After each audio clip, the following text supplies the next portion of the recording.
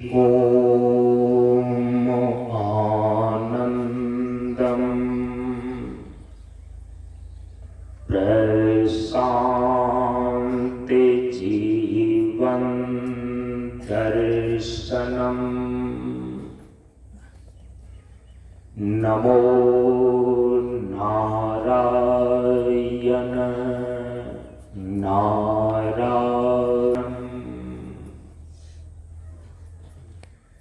सनातन धर्म के वैदिक परंपरा के अंतर्गत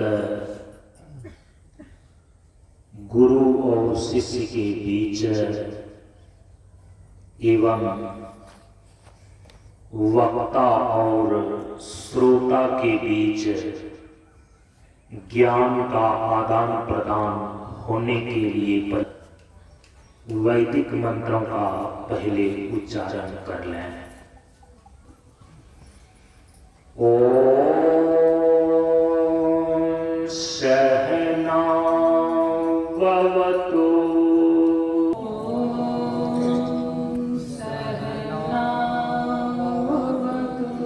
सहनौ भुनक्तु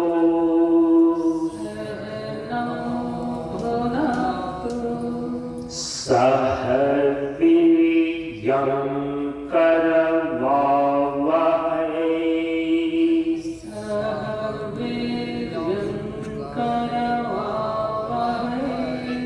तेजस्विनावधीतमस्तु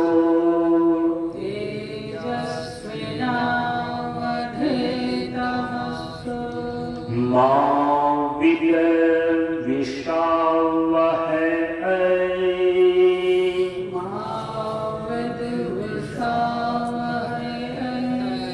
ओम शांति शांति शांति।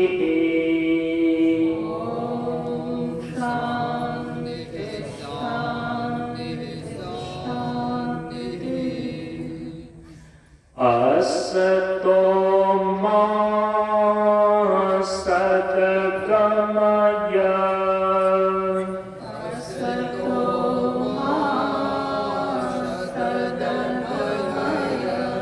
तमसो मा ज्योतिर्गमय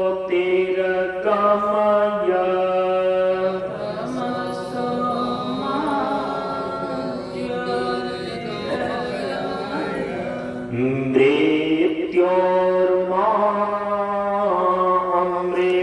अमृतमगमय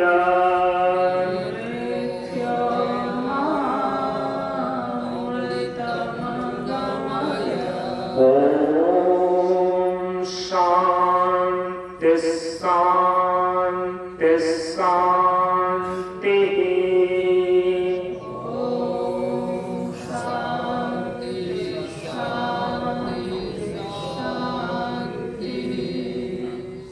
सभी लोग थोड़ी देर के लिए मौन एवं शांत रहे।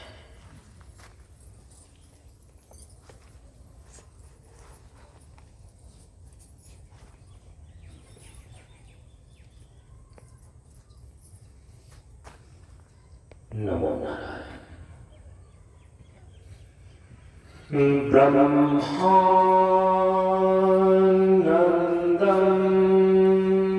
परम सुखदं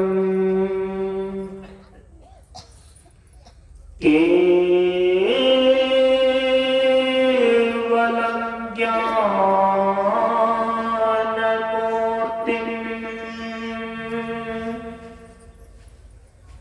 द्वन्द्वातीतं गगनसदृशं तत्त्वमस्यादिलक्ष्यम् एकं नित्यं विमलमचलम्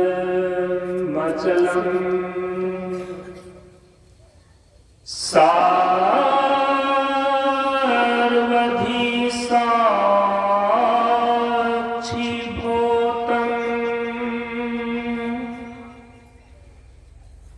भावातीतं त्रिगुणरहितं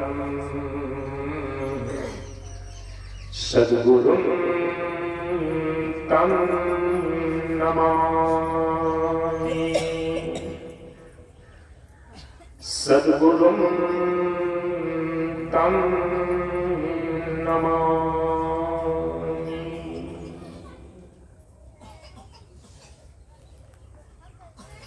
श्री गुरु चरण स्पर्श अनुभूति।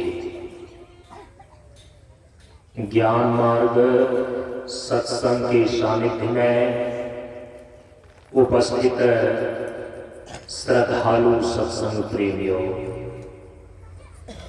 ज्ञान बढ़े गुणवान के संगत, ध्यान बढ़े तपस्वी संग किन्हा, बुद्धि विवेक विचार बढ़े संत सन्यासी सुसज्जन तिन्हा। इसलिए ज्ञानी वेद है ज्ञान से, व्याधा वेद है तीर, सद्गुरु वेद है सत से, भींगे सकल शरीर। प्रेमियों, हम सभी लोग कटिहार जिला अंतर्गत भंगाहा ग्राम में स्थित शांतानंद मिशन प्रशांत योगाश्रम के प्रांगण में इस बार सन 2025 ईस्वी में ज्ञान मार्ग सत्संग भंगाहा मंच के 10वें वार्षिकोत्सव सत्संग सत्र के रूप में आयोजित 2 दिवसीय सत्संग कार्यक्रम के आज 20 मार्च सन 2025 ईस्वी को अपराह्न कालीन सत्संग में उपस्थित हैं। हम सभी लोग इस बार इस वार्षिकोत्सव सत्संग सत्र में आध्यात्मिक त्रिवेणी पर विचार कर रहे हैं। सुबह के सत्र में जो सत्संगी लोग उपस्थित रहे, उन्होंने अध्यात्म शब्द को समझा कि जिसकी सत्ता स्वयं के भीतर है और जिसकी अनुभूति अपने भीतर में होती है, हम उसको अध्यात्म बोलते हैं। त्रिवेणी का अर्थ होता है जब 3 चीजें आकर के मिलती हैं, उसको बोलते हैं त्रिवेणी। त्रि माने 3, वेणी माने धारा। 3 धाराएं आकर के जब मिलती है उसको बोलते हैं त्रिवेणी। जैसे तीर्थराज प्रयाग में 3 धाराएं आकर के वहां पर मिली हुई है। एक है गंगा की धारा, दूसरी है यमुना की धारा और अदृश्य रूप से एक तीसरी धारा सरस्वती की धारा आकर के वहां पर मिली है, तो उसको बोलते हैं तीर्थराज प्रयाग की त्रिवेणी। भौगोलिक धरातल पर जो त्रिवेणी 3 प्रकार की धाराओं का मिलन, गंगा, यमुना और अदृश्य रूपा सरस्वती की धारा का मिलन है, वो तीर्थराज प्रयाग में जाकर के आप देख सकते हैं। भीतर की जो त्रिवेणी है, अंदर की जो त्रिवेणी है, अर्थात जो आध्यात्मिक त्रिवेणी है, इसके अंदर 3 चीजें कौन कौन सी हैं? त्रिवेणी में जो 3 धारा है, गंगा, यमुना और सरस्वती, हमारे शरीर के भीतर आध्यात्मिक रूप से वो 3 धाराएं किस रूप में है? हमारे संत महापुरुषों ने इस आध्यात्मिक त्रिवेणी को लेकर के निर्देश किया, गंगा यमुना सरस्वती के संगम पर संध्या करो नित्य भाई। जो त्रिवेणी के संगम पर,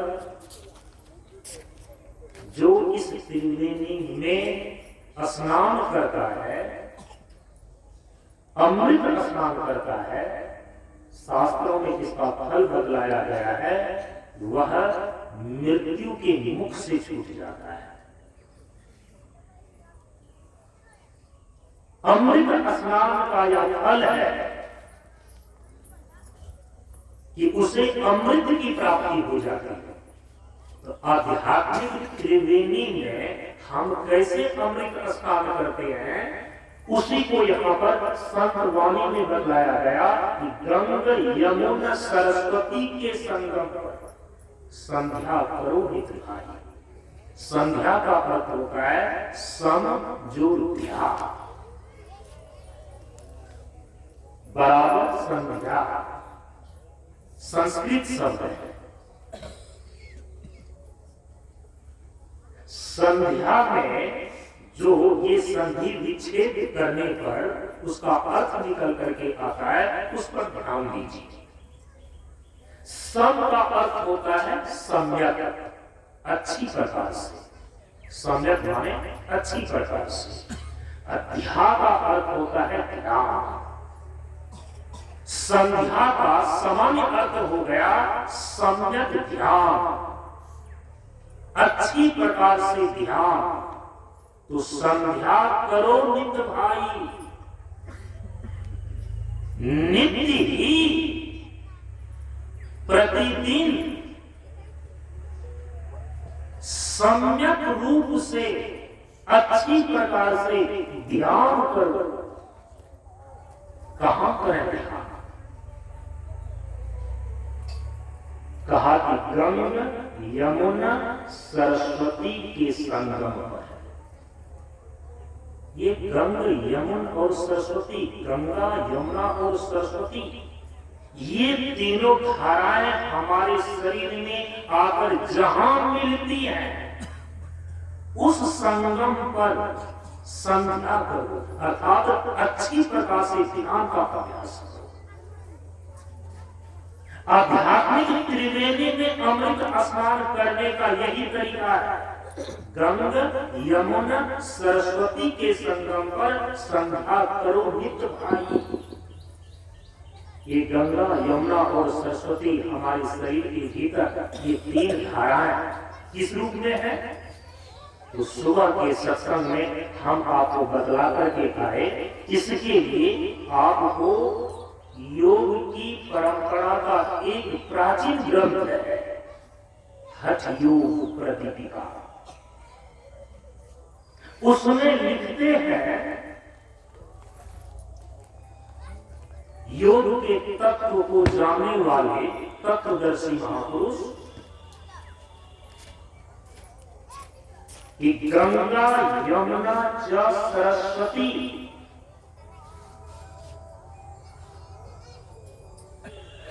ईदा ईदा सुषुम्ना नामी प्रचक्षते। संस्कृत में है, मैं इसका हिंदी अनुवाद करके बताऊंगा। गंगा गंगा यमुना च सरस्वती ईदा ईदा सुषुम्ना नामनी प्रचक्षते। तस्य मध्ये स्थित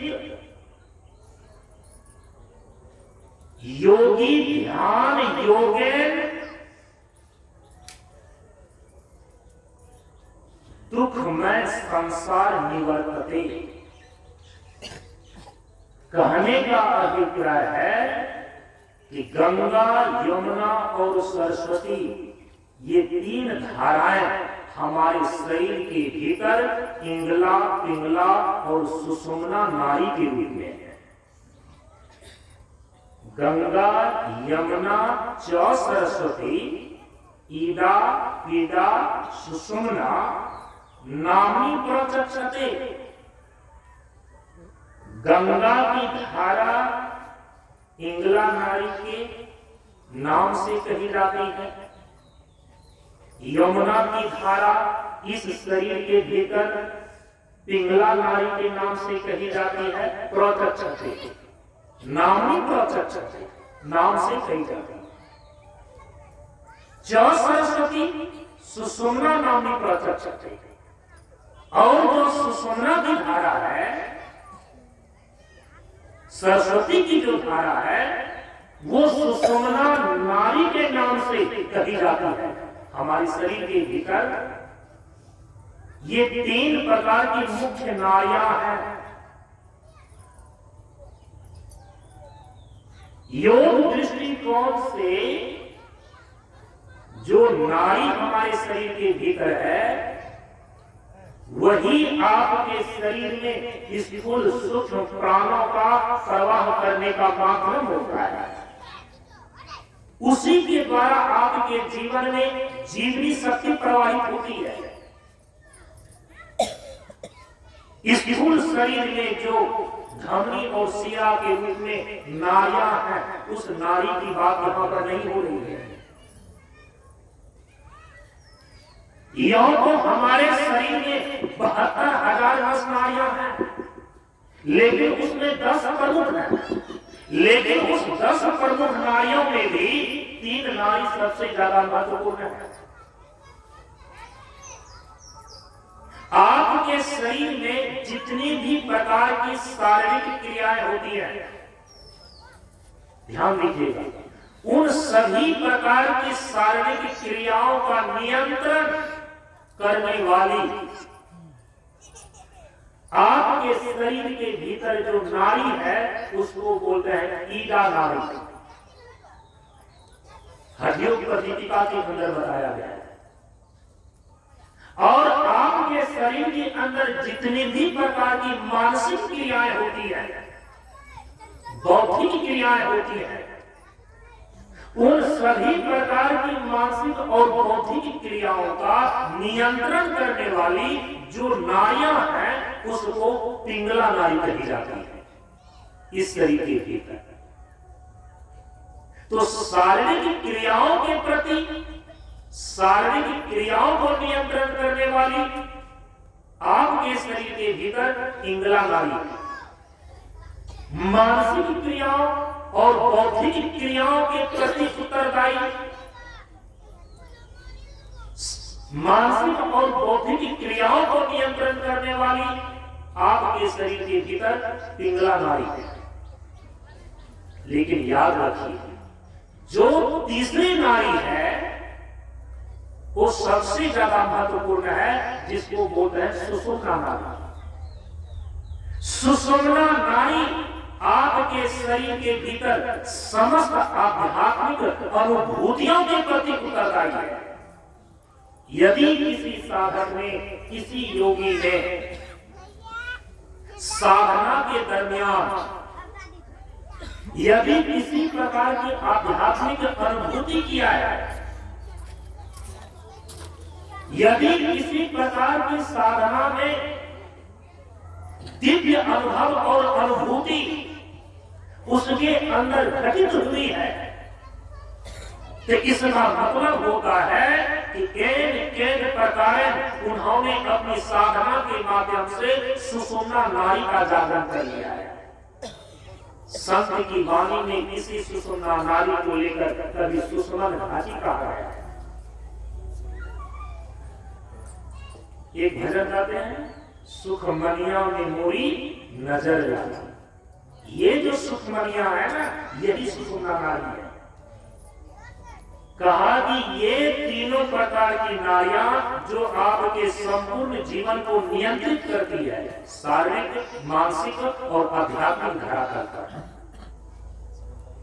जो इसको ठीक ढंग से नियंत्रित कर लेता है, इन तीनों प्रकार की नाड़ियों का शुद्धिकरण करके इस तीनों प्रकार की नाड़ियों पर नियंत्रण प्राप्त कर लेता है, वही साधक अपने जीवन की सारी बुराइयों पर विजय प्राप्त करके अंतर जगत में प्रवेश करता है। वैज्ञानिक दृष्टिकोण से यदि आप देखेंगे ना, आज लोग कहते हैं कि ये व्यक्ति नशा पान कर रहा है, ये व्यक्ति वेश्यालय जा रहा है, वेश्यागामी, डॉक्टर के पास नहीं जाएगा। डॉक्टर भी ऐसे व्यक्तियों का इलाज करते हैं जबकि उसके भीतर काम अनियंत्रित है, क्रोध अनियंत्रित है, लोभ अनियंत्रित है। ये सारे मानस विकार का इलाज तो ये तथाकथित डॉक्टर के पास नहीं होते हैं, लेकिन फिर भी वो इलाज करते हैं किस आधार पर? इसी इंद्रा और पिंगला नाड़ी के आधार पर, क्योंकि विज्ञान की भाषा में इस नाड़ी को उन्होंने ग्लैंड के रूप में देखा है, ग्रंथि के रूप में देखा है। वो इस नाड़ी के लिए ग्लैंड शब्द का प्रयोग करते हैं और वो डॉक्टर कहेंगे कि इसका ये ग्लैंड जो है ना, ये ग्रंथि जो है ना, गोनाड्स ग्लैंड है, पिट्यूटरी ग्लैंड है, 7 प्रकार की ग्रंथियां, इसके आधार पर आज के डॉक्टर लोग भी इलाज करते हैं मानसिक बीमारियों का। लेकिन सदगुरु वैद्य वचन विश्वासा, याद रखिएगा, 56 प्रकार के विकारों की जननी जो ये 5 मानस विकार हैं, काम, क्रोध, लोभ, मोह और अहंकार, ये मानस विकार दूर होते हैं केवल सदगुरु रूपी वैद्य के प्रभाव से, उनके सत्संग से। डॉक्टर लोग इस ग्लैंड के आधार पर वैज्ञानिक तरीके से जो आज मानसिक बीमारियों का भी इलाज करते हैं, उसके पीछे यही 2 प्रकार की नाड़ियों का विज्ञान है।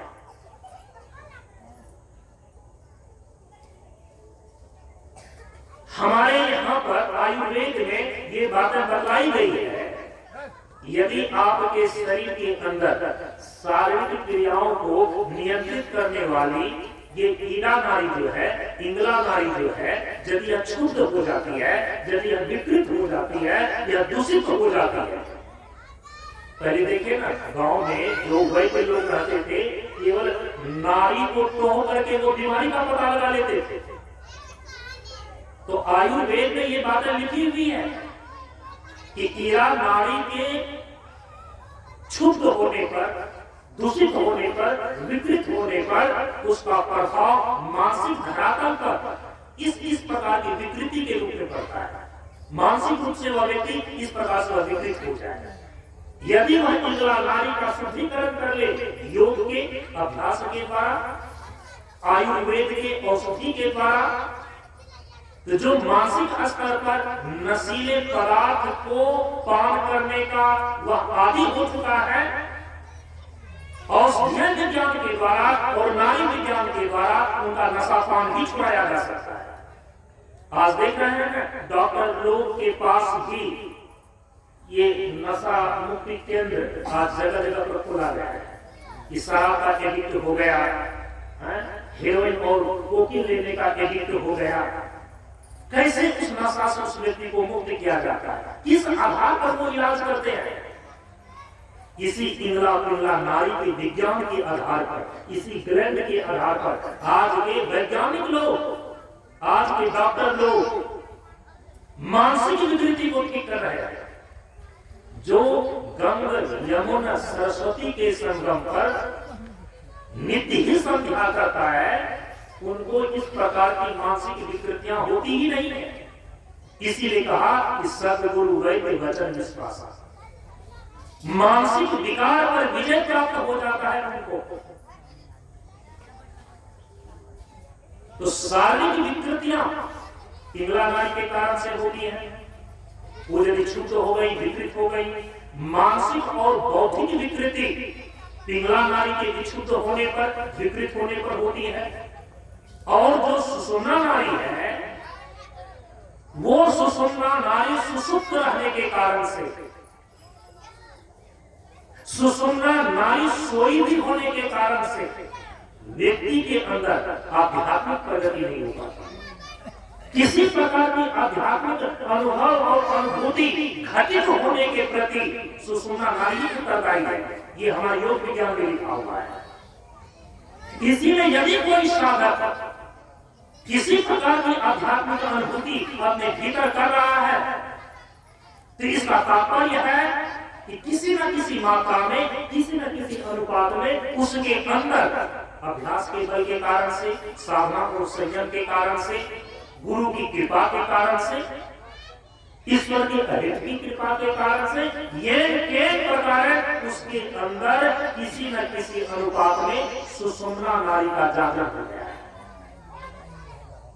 ये तीनों नाड़ियां जिस जगह पर आकर एक साथ मिलती हैं, कहां पर आकर के मिलती हैं? कहा कि आपके शरीर के भीतर पिंगला, पिंगला और सुषुम्ना ये तीनों महत्वपूर्ण नाड़ियां आपके शरीर में जिस स्थान पर आकर के मिलती हैं, हमारे शास्त्र में उसको कहा गया है भ्रुकुटी। ये जो शरीर में छठा चक्र है जिसको बोलते हैं आज्ञा चक्र, इसी को कई नामों से बताया गया है। कभी इसको भ्रुकुटी कहा जाता है, कभी इसी को त्रिकुटी कहा जाता है, कभी इसी को शिव नेत्र कहा जाता है, कभी इसी को तीसरा आंख, तीसरी आंख के नाम से इसको पुकारी जाती है। और चक्र के अनुसार से जब हम इसको बोलते हैं तो इसको बोलते हैं आज्ञा चक्र।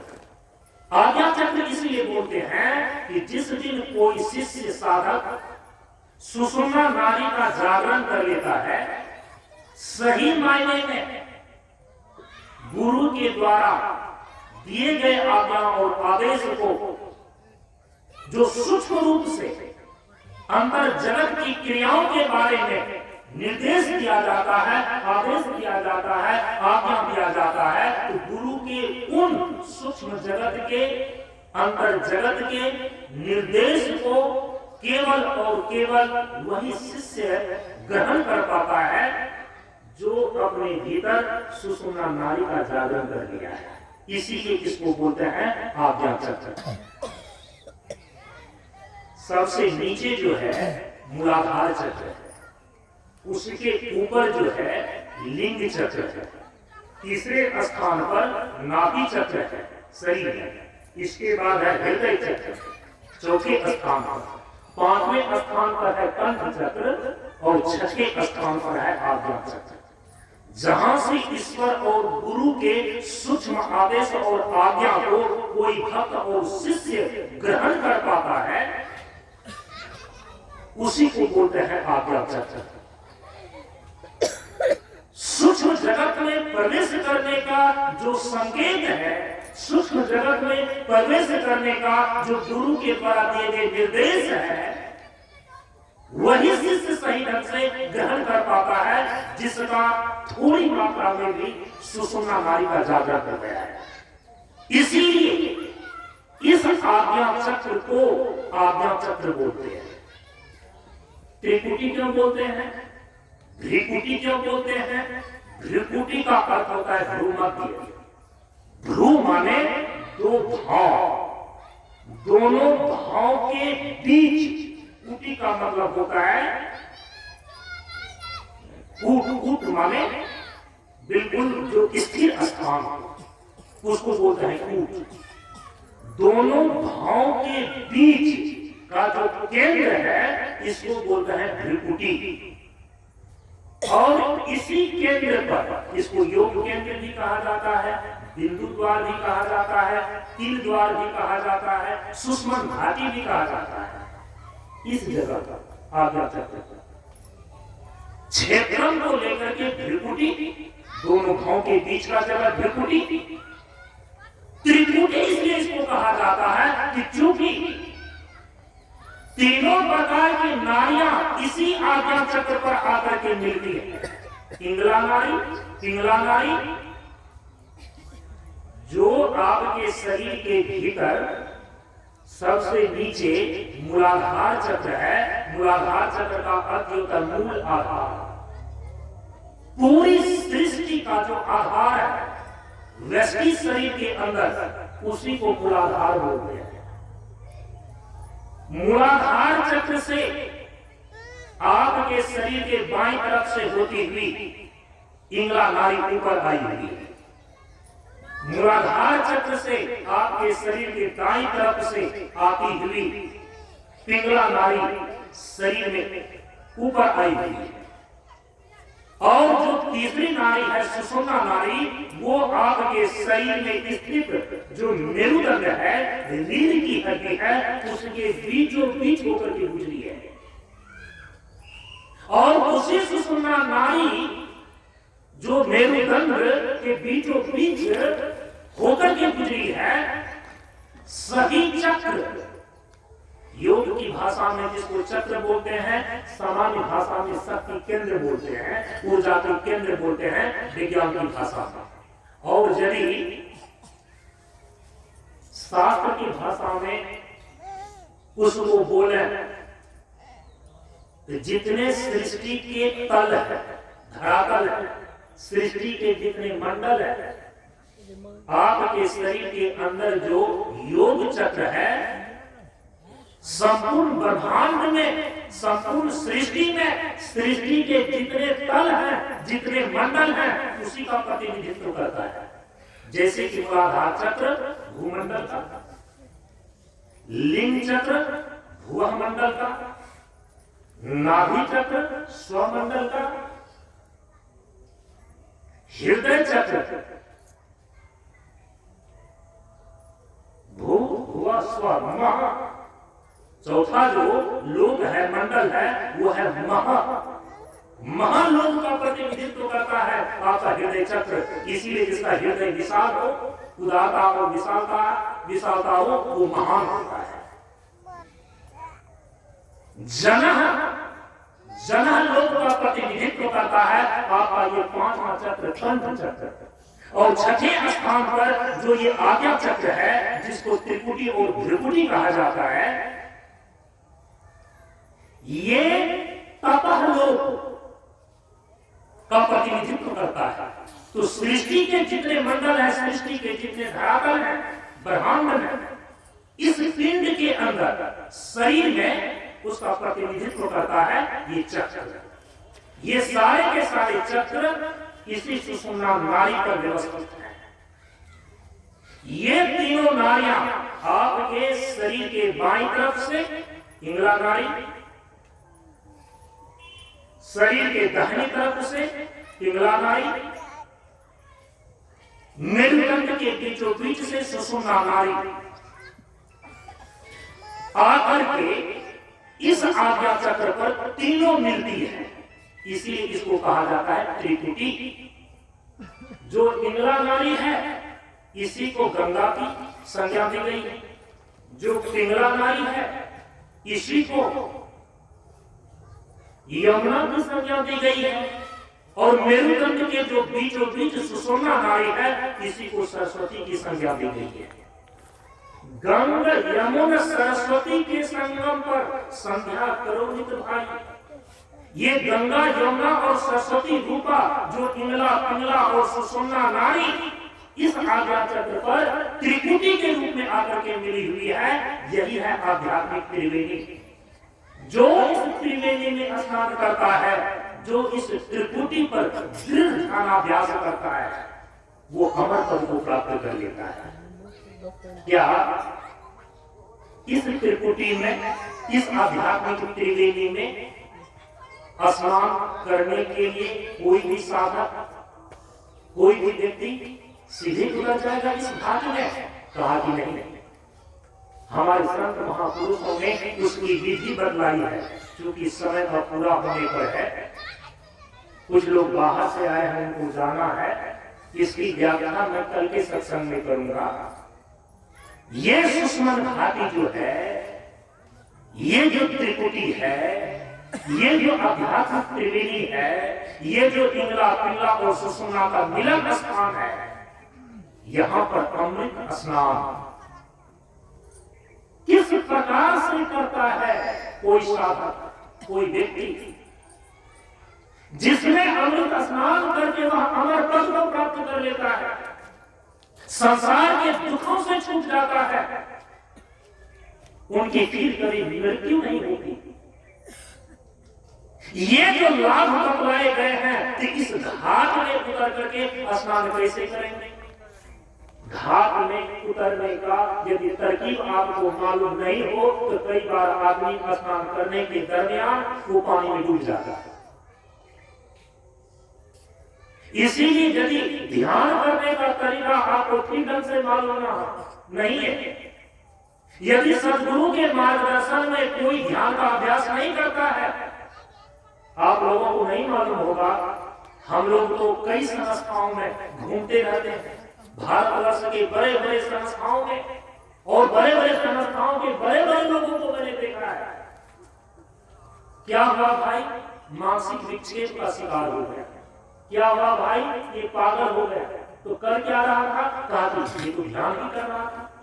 अरे ध्यान करने से व्यक्ति शांत हो जाता है, ध्यान करने से व्यक्ति मुक्त हो जाता है, ध्यान करने से व्यक्ति अपने भीतर शांति और आनंद की अनुभूति करने लगता है।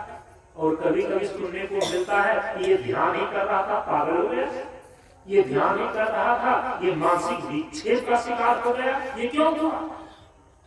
गंगा यमुना सरस्वती के संगम पर संध्या करोगे भाई, इसका तरकीब उसने नहीं जाना। जो ध्यावे, जो ध्यावे, जो ध्यावे कल पावे, दुख बिन से मन का। देखिए ध्यान का अर्थ बताया जा रहा है। आरती में सारे लोग केवल गा लेते हैं लेकिन समझते नहीं है। कर्पूर को जलाया थाली में, भगवान की प्रतिमा के सामने 3 बार घुमा करके यों यों आरती ले लिया और बैठे। अरे आध्यात्मिक आरती शरीर के भीतर कैसे की जाती है? सदगुरु महर्षि परमहंस महाराज ने 2 आरतियां, आध्यात्मिक आरतियां पदावली में लिखे हैं, उनके अर्थ को समझिए। बताया जा रहा है कि यदि सही ढंग से तुम आरती करो, जो ध्यावे फल पावे, यदि ध्यान करते हो तो इसका क्या फल है? आध्यात्मिक त्रिवेणी में यदि स्नान करते हैं तो उसका क्या फल है? गंगा यमुना सरस्वती के संगम पर संध्या करोगे तो भाई, यदि ये ठीक ढंग से हो गया तो क्या तत्काल फल मिलेगा? जो ध्यावे फल पावे। क्या फल पावे? दुख दिन से मन का, उनके मन के दुख विनष्ट हो जाते हैं, मन के संताप दूर हो जाते हैं, वह व्यक्ति शांत हो जाता है। जो ध्यावे फल पावे, दुख बिन से मन का, सुख संपत्ति घर आवे, कष्ट मिटे कंका। ये 3 फल बतलाया। ध्यान के 3 फल, मानसिक रूप से, शारीरिक रूप से और भौतिक रूप से। सुख संपत्ति, इसको आध्यात्मिक फल भी मिलते हैं, क्योंकि भौतिक और अध्यात्म ये 2 स्वरूप हो जाते हैं। जड़ स्तर पर भौतिक, चेतन स्तर पर आध्यात्मिक। तो सुख संपत्ति ये भौतिक धरातल पर भी अर्थ जाता है, सुख संपत्ति ये आध्यात्मिक धरातल पर भी इसका अर्थ ग्रहण किया जाता है। तो शारीरिक, मानसिक और आध्यात्मिक तीनों स्तर के लाभ आपको ध्यान से प्राप्त होते हैं। आध्यात्मिक त्रिवेणी में स्नान करने से ये 3 प्रकार के फल आपको प्राप्त होते हैं। जो ध्यावे फल पावे, दुख बिन से मन का, सुख संपत्ति घर आवे, कष्ट मिटे तन का। जो व्यक्ति इस त्रिवेणी में, इस गंगा यमुना सरस्वती के घाटों पर ठीक ढंग से उतर करके स्नान करने के लिए नहीं जानता है, ठीक ढंग से इस त्रिकुटी पर ध्यान करने के लिए नहीं जानता है, वही व्यक्ति मानसिक रूप से पागल होते हैं। फल तो बताया कि शारीरिक रूप से भी उनका कष्ट दूर हो जाता है, मानसिक रूप से मानसिक संताप दूर हो जाता है, सुख और संपत्ति, शांति और आनंद की अनुभूति भीतर होने लगती है। यदि ये तीनों चीजें आपके जीवन में दिख रहा है तो समझ जाना कि आपका ध्यान सही दिशा में जा रहा है। समझ रहे हैं इसको? यदि ये तीनों चीजों में कहीं से गड़बड़ी हो रही है, शरीर में गड़बड़ी हो रही है, आपको ध्यान देना होगा, ध्यान देना होगा आपको। मैंने देखा है कि जिसको बैठने का सही विज्ञान मालूम नहीं था, पद्मासन में लगातार 2-3 घंटे तक बैठे रहने के कारण से कुछ वर्षों के बाद उनका पांव टेढ़ा हो गया और बुढ़ापे में जाकर के लड़ाने लगा। अब सोचिए यदि ऐसा परिणाम शरीर में आ जाए कष्ट के रूप में, यहाँ तो है कि कष्ट मिले तन का, यहाँ तो तन ही कष्ट से भर गया, तो उनका फिर सत्संग पर से विश्वास आने लगता है, ध्यान पर से उनकी आस्था हट जाती है, फिर वो व्यक्ति शिथिल पड़ जाता है। इसलिए आपको ध्यान देना होगा कि हम कैसे बैठे हैं, ध्यान में हम कैसे बैठे हैं कि शरीर में कोई विकृति भविष्य में ना आवे। इसीलिए कहा कि जो ये संध्या करने का तरीका है ना, इस त्रिकुटी में जो ध्यान करने का तरीका है ना, इस घाट में उतर करके स्नान करने का तरीका जो है ना, इसको थोड़ा सीखना पड़ता है, इसको जानना पड़ता है। अचानक यूं ही आप उतर जाएंगे ना, तो घाट पर स्नान करने के बजाय आप पानी में डूब सकते हैं, माने कि आपको हानि पहुंच सकती है, आप लाभ नहीं दिखा सकेंगे। तो इस सुषुम्ना घाटी में, आध्यात्मिक त्रिवेणी में, इंगला, पिंगला और सुषुम्ना जिस त्रिकुटी में आकर के मिलती है, यहाँ पर ध्यान किस तैयारी के साथ किया जाता है। 2 सत्र का सत्संग अभी बचा हुआ है, हम उसी पर विचार करेंगे। लेकिन यहाँ पर मैं आपको सूत्र दे रहा हूं, प्रतिदिन आप दोहराते हैं, मैं तो केवल आपको ख्याल इस तरफ खींच ले जा रहा हूं। जिस तैयारी के साथ इस त्रिकुटी में स्नान किया जाता है, आध्यात्मिक त्रिवेणी में स्नान किया जाता है, उसके लिए हमारे योग परंपरा के अंदर बताया गया है कि क्योंकि अंतर जगत में प्रवेश करने का जो विज्ञान है वो योग है। भीतर अंतर्मुखी होकर के भीतरी जगत में जाने का जो रास्ता है वह योग के द्वारा प्राप्त होता है। आप इस भूल भ्रम में मत रहना।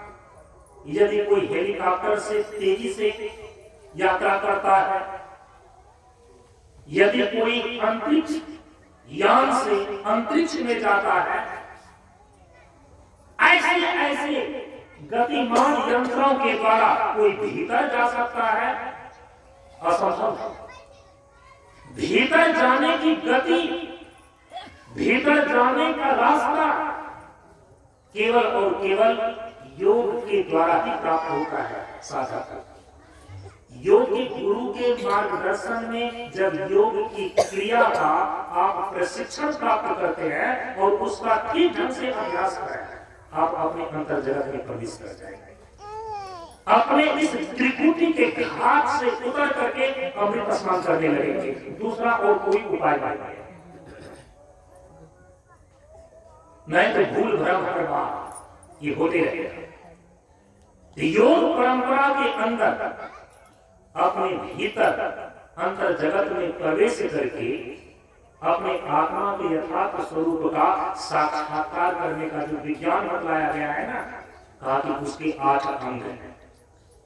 यम, नियम, आसन, प्राणायाम, प्रत्याहार, धारणा, ध्यान और समाधि।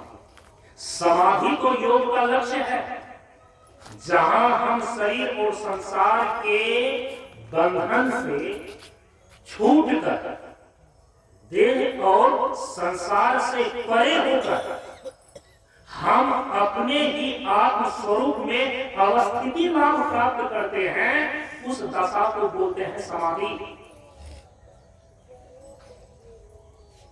शरीर का भान नहीं रहा, संसार का भान नहीं रहा, अंदर किसी प्रकार की कोई मानसिक क्रियाएं नहीं रही, कोई बौद्धिक विचार भी नहीं रहा, जो कि परम पूज्य गुरुदेव ने कहा कि शून्य बराबर सत्य है, निराकार में आप। शून्य की भूमि पर वृत्ति निरोध की स्थिति में चेतन आत्मा अपने शुद्ध स्वरूप में ही अवस्थिति लाभ कर लिया है। इसको बोलते हैं निर्विकल्प समाधि। योग का लक्ष्य तो है समाधि, शरीर और संसार के बंधन से छूटकर अपने यथार्थ स्वरूप में स्थित हो जाना, यह है योग का लक्ष्य। लेकिन यहां तक आदमी पहुंचता कैसे है, तो उसके लिए बताए गए हैं योग के 5 प्रमुख अभ्यास हैं।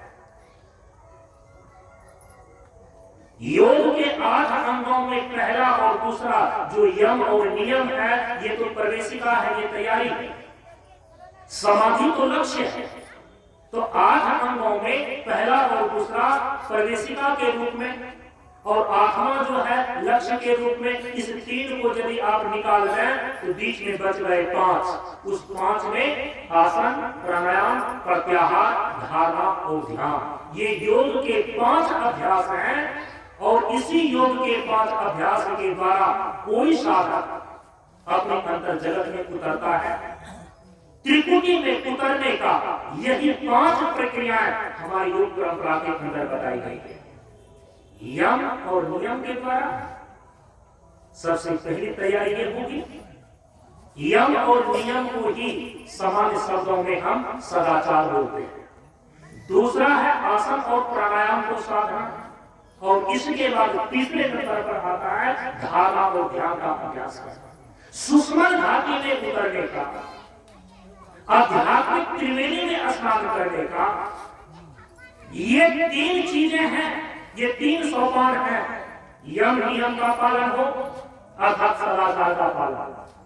इसके बाद आसन और प्राणायाम, ये 2 चीजें सद जानी चाहिए। प्राणायाम का अर्थ होता है श्वास प्रश्वास की क्रिया पर विजय प्राप्त करना, हम इस पर चर्चा करेंगे कल। और अंतिम में आता है धारणा और ध्यान का अभ्यास करना। ये 3 चीजें यदि आप ठीक ढंग से सीख लेते हैं तो आप अपने त्रिकुटी में, आप अपने त्रिकुटी में गंगा यमुना सरस्वती के संगम पर अमृत स्नान कर सकते हैं। अपनी वाणी को अब यहीं पर विराम देते हैं। शेष चर्चा अगले सत्र में करेंगे। परम पूज्य गुरुदेव के श्री चरणों में नमन करते हुए आप सबों को एक साथ नमो नारायण।